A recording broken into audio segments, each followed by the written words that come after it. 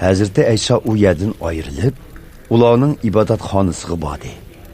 Ibodatxonada bir qo'li qurib ketgan bir odam bor edi. Ba'zi farisilar Hazreti Ayşening ustidan arz qilishga bahona tepish maqsadida uningdan dam olish kuni kasal saqaytish Tavrat qonuniga uyg'unmi deb so'radi.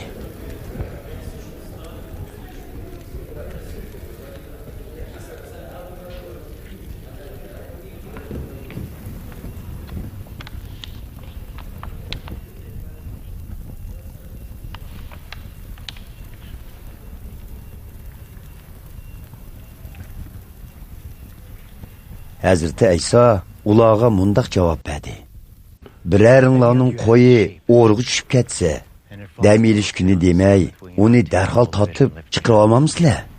Odam qo'ydan ko'p qimmatlikda. Demak, dam olish kuni yaxshilik qilish Tavrat qonuniga uyg'un.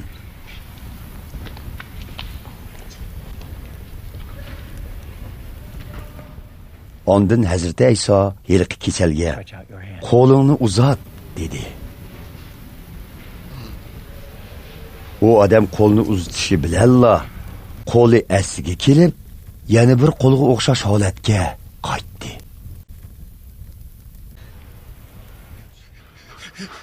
Buning bilan farislar tashqariga chiqib, Hazreti Ayşeni qandoq joylab yetish haqida maslahat qilishdi.